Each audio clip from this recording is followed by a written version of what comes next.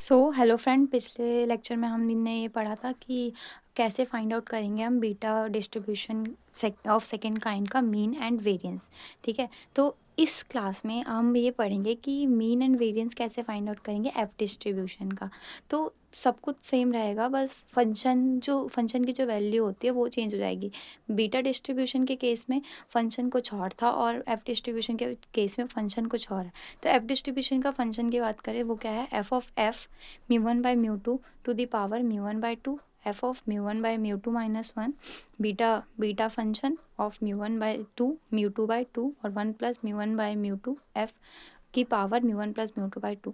अब यहाँ पे आप सोच रहे होंगे म्यू 1 एंड म्यू 2 क्या है, तो म्यू 1 एंड म्यू 2 जो है वो डिग्री ऑफ फ्रीडम है ऑफ टू इंडिपेंडेंट वेरिएबल, जो हमने बीटा मतलब एफ डिस्ट्रीब्यूशन के डेफिनेशन में पढ़ा था, मतलब फंक्शन की डेफिनेशन में जो हमने पढ़ा था। तो म्यू 1 और म्यू 2 क्या है, सिंपली कांस्टेंट है और डिग्री ऑफ फ्रीडम है टू इंडिपेंडेंट वेरिएबल के। तो सिंपली अगर हम बात करें एफ ऑफ एफ, मतलब कि एफ डिस्ट्रीब्यूशन का मीन एंड वेरिएंस कैसे निकालें, तो जैसे हमने पिछली क्लास में निकाला था कि सबसे पहले सिंपली अगर हम क्या करें, E of X to the power R, E of X to the power R अगर हम कैलकुलेट कर लें तो इसकी हेल्प से हमें ई ऑफ, अगर मैं आर की वैल्यू 1 रखूँ तो ई एक्स आ जाएगा जो हमारे बराबर होता है मीन के, और ई एक्स स्क्वायर अगर मैंने निकाल लिया और उसमें से ई ऑफ एक्स का होल स्क्वायर माइनस कर दिया तो ये हो जाएगा मेरे पास वेरिएंस। तो सिंपली क्या है कि हमारा पहला टारगेट क्या होना चाहिए कि हम ई ऑफ एक्स की पावर आर, बट यहाँ पे एक्स जो है वो इक्वल है किसके, मतलब एक्स की जगह पे हम क्या पुट करेंगे एफ, क्योंकि यहाँ पे जो वेरिएबल है वो मेरा एक्स, कुछ वेरिएबल नहीं है, एक्स नाम का कोई वेरिएबल नहीं है यहाँ पे जो वेरिएबल है वो हमारा क्या है, एफ। तो इसको फाइंड आउट करने के लिए सबसे पहला स्टेप जो करना है हमें वो क्या करना है, हमें लिखना है E of F to the power R बराबर, अब एफ की जो लिमिट है वो 0 से इन्फिनिटी है, मैंने ऊपर लिख भी रखा है, वो आप देख सकते हैं mu 1 by mu 2 to the power mu 1/2 into में F to the power mu 1/2 minus 1, और एक F to the power R मैं ऐड कर रही हूँ यहाँ पर, और beta of mu 1/2 mu 2/2 1 plus mu 1/म्यू 2 एफ म्यू 1 प्लस म्यू 2/2 और डी एफ। ठीक है, अब सिंपली क्या करना है हमें, इन जितने भी कॉन्स्टेंट्स है उसको मैं बाहर ले लूँगी, तो इंटीग्रल के अंदर बच जाएगा एफ़ की power R plus mu 1/2 minus 1 और अपॉन में 1 प्लस म्यू 1/म्यू 2 एफ म्यू 1 प्लस म्यू 2/2 और डी एफ। अब हमारा जो नेक्स्ट टारगेट होना चाहिए वो होना चाहिए इस इंटीग्रल को सॉल्व करना। तो सिंपली इस इंटीग्रल को हम सॉल्व कैसे करेंगे, हम क्या कर लेंगे, लेट म्यू 1/म्यू 2 एफ बराबर एक्स। तो इस केस में क्या हो जाएगा, एफ़ की वैल्यू आ जाएगी एक्स म्यू 2/म्यू 1। ठीक है, करेक्ट है। अब 0 से इन सॉरी डी एफ की वैल्यू जो है वो मैं लिख दूंगी डी एक्स म्यू 2/म्यू 1। इन दोनों की वैल्यू बस मुझे क्या करना है, इस इंटीग्रल में पुट करना है।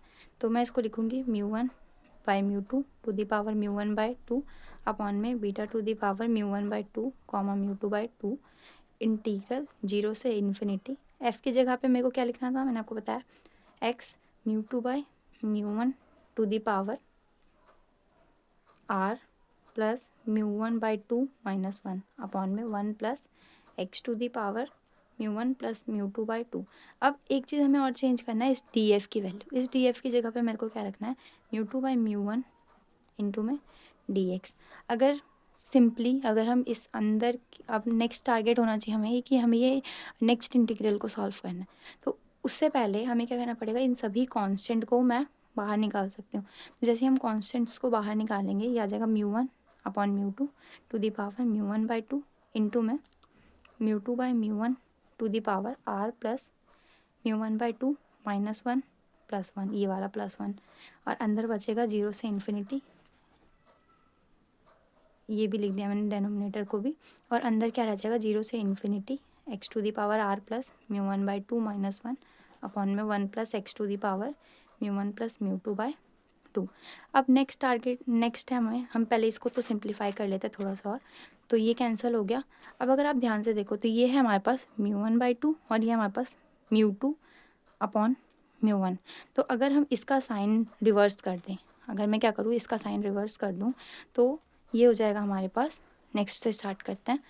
तो अगर हम इसका साइन रिवर्स कर देंगे, ठीक है, तो अगर मैंने साइन अगर रिवर्स कर दिया, तो वहाँ ये जो हमारे पास क्या था, μ1/μ2 टू दी पावर, हमारे पास था μ1/μ2 की पावर r था। तो अगर इसको मेरे को μ2/μ1 के टर्म्स में लाना है, तो मैंने इस r को क्या करा, मैंने सॉरी इस μ1/μ2 को क्या करा, मैंने माइनस ऑफ μ1/μ2 लिख दिया। तो ये आ गया माइनस में। तो सिंपली नेक्स्ट स्टेप क्या है, मैं इसको कैंसिल आउट कर दूंगी। ये हो जाएगा μ2/μ1 की पावर r, ठीक है, और बीटा वाला तो एज इट इज़ रह जाएगा। और अगर आप इसको नोटिस कर पा रहे हैं, ठीक है, तो ये हमारे पास है beta of L comma M का, मतलब beta distribution of second kind का अगर आपको फॉर्मेट पता है तो क्या होता है, beta of L comma M जो होता है वो बराबर होता है integration 0 to infinity X to the power L minus 1 upon में 1 plus X to the power L plus M. तो अगर हम इससे कंपेयर करें तो यहाँ पर ये जो एल होगा मेरा वो हो जाएगा आर प्लस μ1/2। और अगर हम एल प्लस एम की वैल्यू देखें यहाँ पर, तो इससे हम कंपेयर कर सकते हैं। यहाँ से हमें एल पता ही है, तो इसकी हेल्प से हम एम की वैल्यू भी निकाल सकते हैं। तो एम की वैल्यू यहाँ से क्या आ जाएगी, तो ये हो जाएगा हमारे पास μ2/2 माइनस में आर, ये हो जाएगा एम की वैल्यू। तो मैं इसको सिंपली लिख सकती हूँ बीटा ऑफ एल, एल क्या है हमारे पास, आर प्लस μ1/2 कॉमा एम, वो क्या है μ2/2 माइनस आर। अब हमारे पास ये आ गया E of F to the power R, मतलब कि हमारे पास एक्सपेक्टेशन आ गई, जनरल एक्सपेक्टेशन ये आ गया। अब अगर आपको भी पता है अगर मेरे को मीन निकालना है तो सिंपली क्या करना होता है, आर की वैल्यू 1 पुट करनी होती है। तो ई ऑफ एफ जो होगा वो हो जाएगा मेरा मीन। तो कैसे निकालेंगे, μ2/μ1 की पावर 1 अपॉन में बीटा ऑफ μ1/2 कॉमा μ2/2, और ये हो जाएगा बीटा ऑफ, यहाँ पे भी आर की वैल्यू 1 रख देंगे, तो ये सिंपली हो जाएगा 1 प्लस μ1/2 कॉमा μ2/2 माइनस आर। अब इसको फर्दर सॉल्व करने के लिए हमें एक प्रॉपर्टी की ज़रूरत पड़ेगी, वो है कि beta of L comma M जो होता है वो होता है गामा ऑफ एम अपॉन में gamma of L plus M. इसको एज इट इज़ रहने देते हैं, इसको भी एज इट इज़ रहने देते हैं, सॉरी इसको हम चेंज कर सकते हैं ना, μ1/2 गामा μ2/2 और अपॉन में गामा ऑफ μ1 प्लस μ2/2। इसको भी सॉल्व करेंगे तो आ जाएगा gamma of μ1/2 plus 1 gamma of μ2/2 minus 1 upon में, इन दोनों को ऐड करेंगे तो सिंपली आ जाएगा μ1 प्लस μ2/2। अब फर्दर सॉल्व करने के लिए हम क्या करेंगे, सिंपली ये तो हट गया। अब नेक्स्ट अगर हमें स्टेप सॉल्व करना है उसके लिए हमें क्या करना पड़ेगा, हमें एक आइडेंटिटी यूज़ करनी पड़ेगी, वो है कि गामा ऑफ एन जो होता है वो बराबर होता है n-1 गामा ऑफ n-1, ठीक है। इस प्रॉपर्टी का हमें यूज़ करना पड़ेगा। तो कैसे यूज़ करेंगे, μ2/μ1 को ऐसे ही रहने देते हैं मल्टीप्लाइड, इसको मैं सिंपली लिख सकती हूँ गामा ऑफ म्यू, क्योंकि इसमें से अगर मैं एक माइनस करूँगी तो सिंपली μ1/2 बचेगा और बाहर तो ये आ जाएगा, ठीक है। ये वाली प्रॉपर्टी का यूज़ करा मैंने, गामा ऑफ एन की जगह पे मैंने लिख दिया n-1 और गामा ऑफ n-1, इसको एज इट इज़ रहने देते हैं। नीचे सॉल्व करेंगे अगर हम, तो इसको एज इट इज़ रहने देते हैं, इसको फर्दर सिंप्लीफाई कर देते हैं μ2 वाले को। कैसे करेंगे, इसमें से एक माइनस करके बाहर रख देंगे और गामा में भी उसी को लिख देंगे। तो इससे तो ये क्या, इससे ये क्या, यहाँ जो फाइनल आंसर बच गया हमारे पास वो बच गया μ2/μ1 इंटू में μ1/2, और इसको अगर मैंने सिंप्लीफाई करके लिखा तो ये आ गया हमारे पास। तो ये कैंसिल हो गया, ये कैंसिल हो गया, तो फर्दर आ गया μ2 अपॉन में μ2 माइनस 2। तो इससे हमें क्या मिल गया, ई ऑफ एफ, जिसको हम कहते हैं मीन की वैल्यू क्या आ गई, μ2 अपॉन में μ2 माइनस 2। तो इससे हमें एक चीज़ और पता चल गया कि इसका जो मीन है वो इंडिपेंडेंट ऑफ μ1, ठीक है। तो मीन तो निकल गया, अब हमारा जो नेक्स्ट टारगेट है वो होगा हमारे पास वेरिएंस फाइंड आउट करना। सो वेरिएंस फाइंड आउट करने के लिए हमें कुछ नहीं करना, सबसे पहले हमें क्या फाइंड आउट करना है, ई एफ ऑफ 2, मतलब आर की वैल्यू हमें 2 रख के देखनी है। तो आर की वैल्यू अगर हम 2 रखेंगे तो यहाँ स्क्वायर हो जाएगा, बाकी डेनोमिनेटर एज इट इज़ रख देंगे, तो इसमें कोई चेंज नहीं आएगा। इनटू में beta of 2 plus μ1/2 comma μ2/2 minus 2। अब नेक्स्ट वही हमें गामा और बीटा का रिलेशन अप्लाई करना है, गामा और बीटा का रिलेशन अप्लाई करना है। कैसे करेंगे, इसको हम लिख देंगे गामा ऑफ μ1/2 μ2/2 और गामा ऑफ μ1 प्लस μ2/2।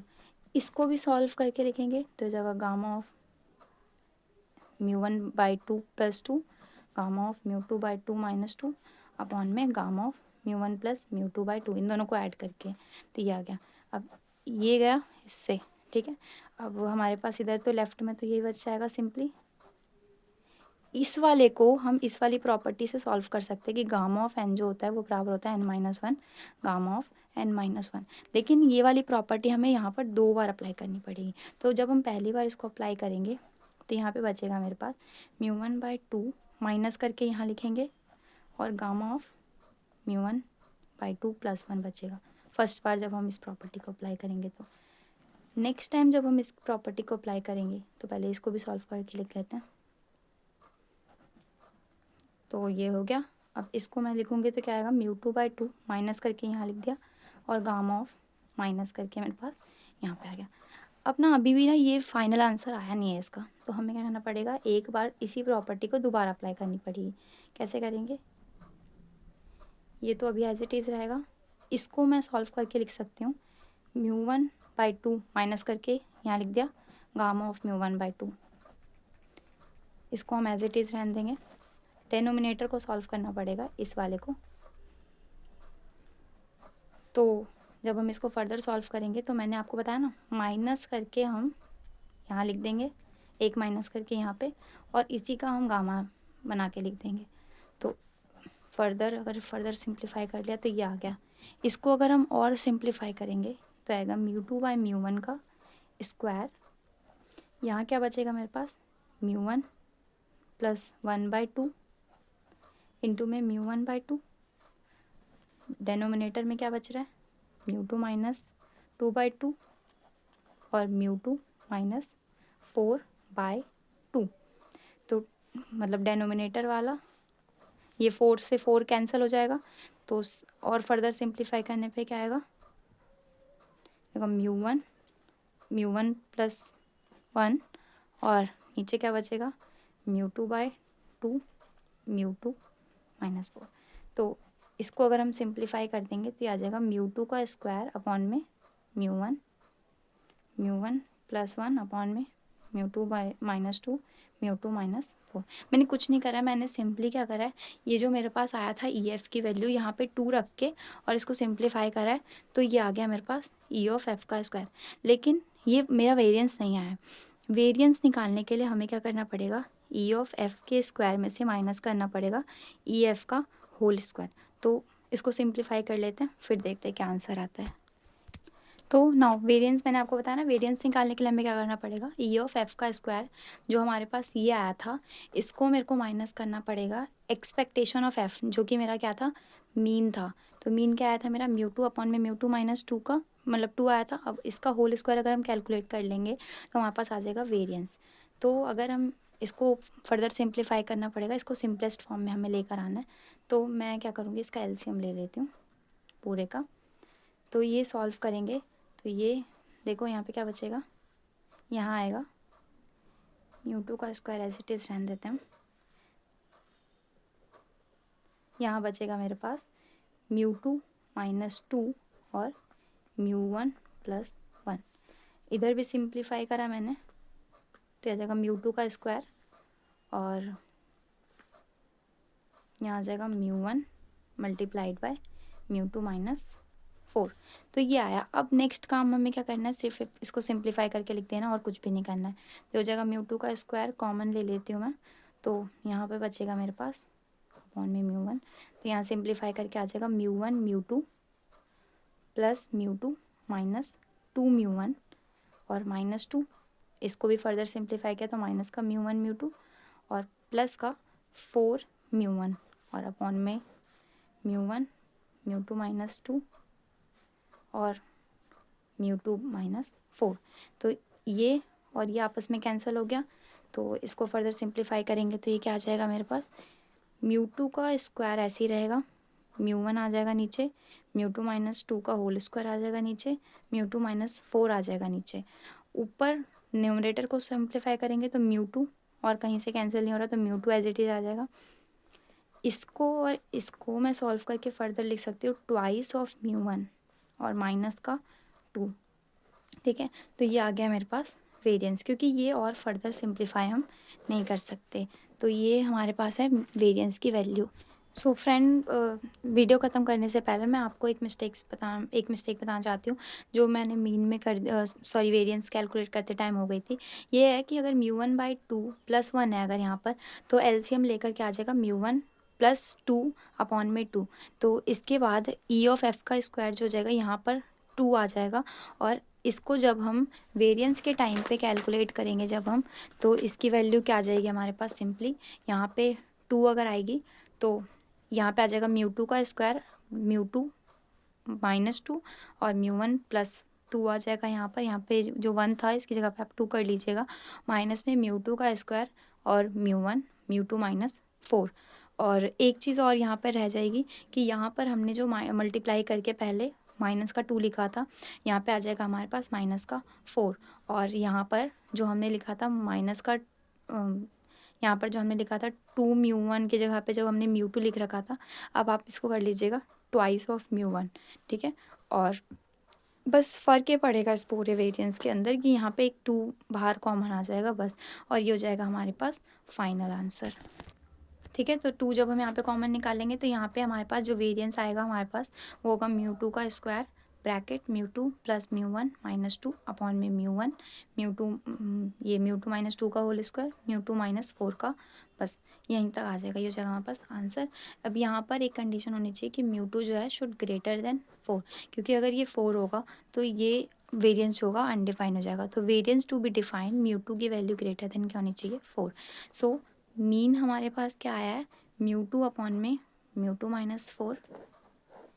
जो वेरिएंस आया है हमारे पास वो क्या आया है, ट्वाइस ऑफ म्यू टू का स्क्वायर अपॉन में mu one bracket mu two plus mu one minus 2 upon mu two minus 2 का whole square mu two minus 4।